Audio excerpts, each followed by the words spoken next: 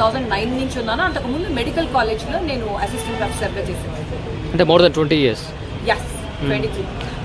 మీరు 20 years నుంచి సర్వీస్లో ఉన్నా కూడా గూగుల్ రేటింగ్ చూస్తేనేమో తక్కువగా ఉంటుంది. మేబీ జెన్యున్ కస్టమర్, జెన్యున్ పేషెంట్సే, కానీ మిగిలిన వాళ్ళకి మాత్రం రేటింగ్ 5 స్టార్, తర్వాత ఇంకా ఏమైనా స్టార్లు ఉంటే కూడా యాడ్ అయ్యి ఉంటాయి. ఏందా గూగుల్ రేటింగ్ అది మనం చూసుకుంటే 4.2, 4.5 అంతా ఉంది, మర్చిపోయానండి, గుర్తులేదు. ఓకే, అది ఎందుకంటే మోస్ట్లీ ఇప్పుడు మాలాంటి వాళ్ళ దగ్గర కాన్స్టెంట్ కంప్లైంట్ ఏంటి, అపాయింట్మెంట్ దొరకట్లేదు. అపాయింట్మెంట్ ఇచ్చిన టైంకి వెంటనే చూడలేదు, తర్వాత గంట కూర్చోబెట్టారు, తర్వాత ఫోన్ ఎత్తలేదు receptionist did not call back. ఇలాంటి అన్హ్యాపీ వాళ్ళు మాత్రమే గూగుల్ రేటింగ్స్ రాస్తారు.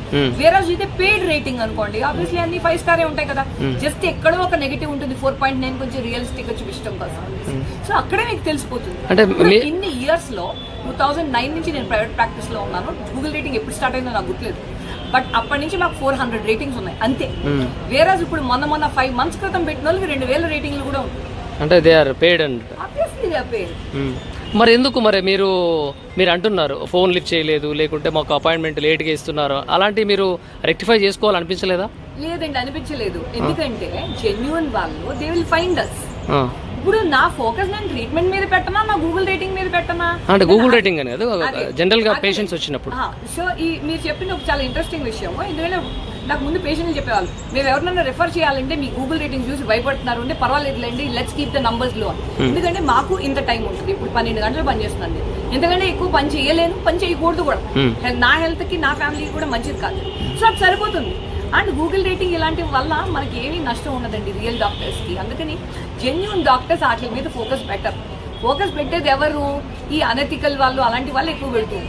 ఎందుకు మరి ఈ ప్రోడక్ట్ల మీద ఇట్లా పబ్లిసిటీ చేస్తున్న వారి మీద చర్య తీసుకోకుండా మెడికల్ కౌన్సిల్ ఏం చేస్తుంది? తీసుకుంటది అని మేము హోప్ చేస్తున్నామండి. ఎందుకంటే ఇప్పుడు అది బాగా ఎక్కువైపోయింది. ఇప్పుడు ఎంత వరకు వచ్చిందంటే యంగ్ డాక్టర్స్, మేము ముందు మా చిన్నప్పుడు మనం ఇలా బాగా చదువుకోవాలా, బాగా పేరు సంపాదించాలా, కష్టపడి పని చేయాలా అని ఉంది. ఇప్పుడు అలాంటి ఉద్దేశాలు కాదు. ఎందుకంటే రోల్ మోడల్స్ ఎవరయ్యారు? మంచిగా రీల్స్ చేసి సంపాదించేసుకుంటే ఈజీ కదా. ఒక రీల్కి 50,000, 1 lakh, 2 lakhs ఎంత వస్తుందో మరి నాకు ఐడియా లేదు. బట్ అవన్నీ వచ్చేస్తుంటే అది ఈజీ కదండి, అది షార్ట్ కట్ లా ఉంది.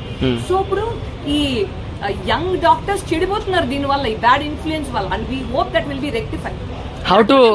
దాని వల్ల ప్రజలకు రెస్పెక్ట్ పోతుంది. ఇప్పుడు మీరు డాక్టర్ అంటే ఒక రెస్పెక్ట్ ఉండాలా. సేల్స్ గర్ల్ లా నేను బిహేవ్ చేస్తే ఏం రెస్పెక్ట్ ఉంటుందండి?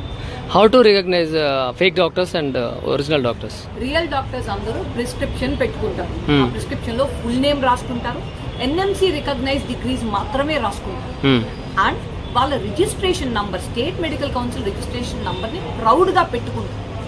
సో ఇవి క్వాలిటీస్ మాట.